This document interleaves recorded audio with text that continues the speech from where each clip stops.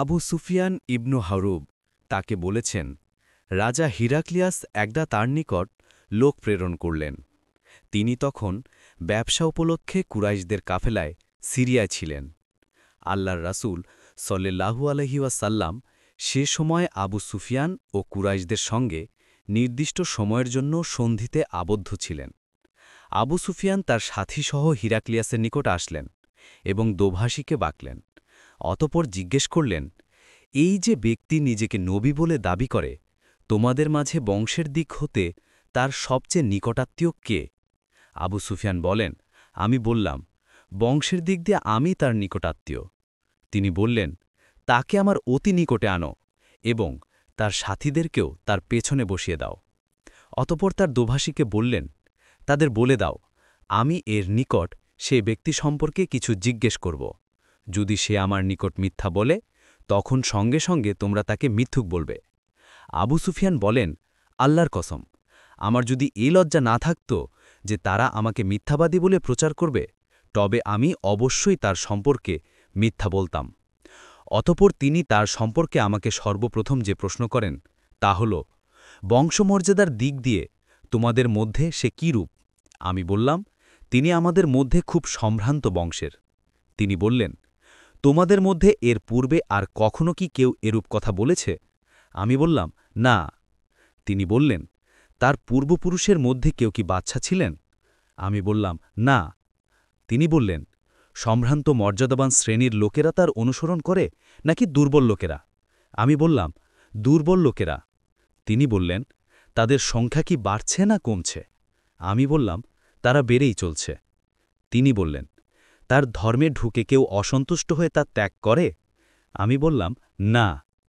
তিনি বললেন, তার দাবির পূর্বে তোমরা কি কখনো তাকে মিথ্যার অভিযোগে অভিযুক্ত করেছ? আমি বললাম, না। তিনি বললেন, তিনি কি সন্ধিভঙ্গ করেন? আমি বললাম, না। তবে আমরা তার সঙ্গে একটি নির্দিষ্ট সময়ের সন্ধিতে আবদ্ধ আছি। জানি না এর মধ্যে তিনি কি করবেন। আবু সুফিয়ান বলেন, এ কথাটি ব্যতীত নিজের পক্ষ হতে আর কোনো কথা যোগ করার সুযোগই আমি পাইনি। তিনি বললেন, তোমরা তার সঙ্গে কখনো যুদ্ধ করেছ কি? আমি বললাম, হ্যাঁ। তিনি বললেন, তার সঙ্গে তোমাদের যুদ্ধের পরিণাম কি হয়েছে? আমি বললাম, তার ও আমাদের মধ্যে যুদ্ধের ফলাফল কূপের বালতির ন্যায়, কখনো তার পক্ষে যায়, আবার কখনো আমাদের পক্ষে আসে। তিনি বললেন, তিনি তোমাদের কিসের আদেশ দেন? আমি বললাম, তিনি বলেন, তোমরা এক আল্লাহর ইবাদত করো এবং তার সঙ্গে কোনো কিছুর অংশীদার সাব্যস্ত করো না, এবং তোমাদের পূর্বপুরুষরা যা বলে তা ত্যাগ করো। আর তিনি আমাদের সালাত আদায়ের, সত্য বলার, চারিত্রিক নিষ্কলুষতার এবং আত্মীয়দের সঙ্গে সদাচরণের নির্দেশ দেন। অতঃপর তিনি দোভাষীকে বললেন, তুমি তাকে বলো, আমি তোমার নিকট তার বংশ সম্পর্কে জিজ্ঞেস করেছে।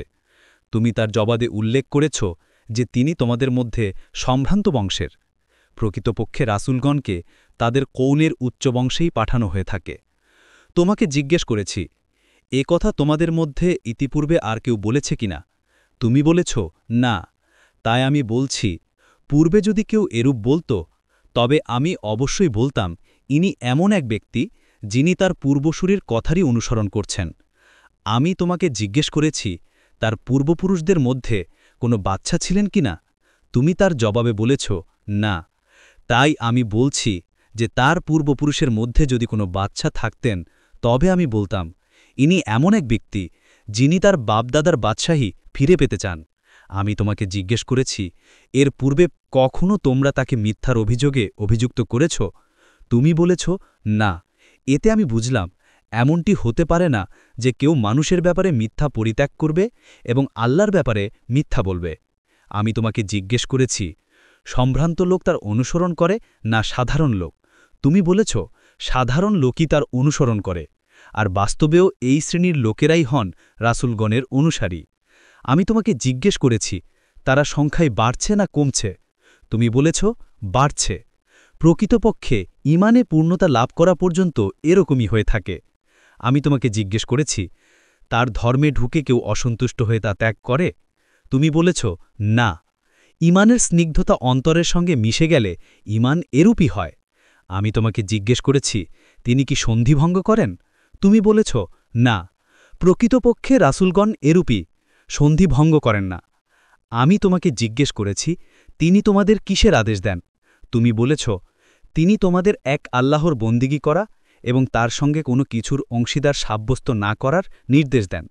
তিনি নিষেধ করেন মূর্তি পূজা করতে আর তোমাদের আদেশ করেন সলাত আদায়ের, সত্য বলার ও সচ্চরিত্র থাকার। তুমি যা বলেছ তা যদি সত্যি হয় তাহলে শীঘ্রই তিনি আমার দুপায়ের নিচের জায়গার অধিকারী হবেন। আমি নিশ্চিত জানতাম তার আবির্ভাব হবে, কিন্তু তিনি যে তোমাদের মধ্য হতে হবেন এ কথা ভাবতে পারিনি।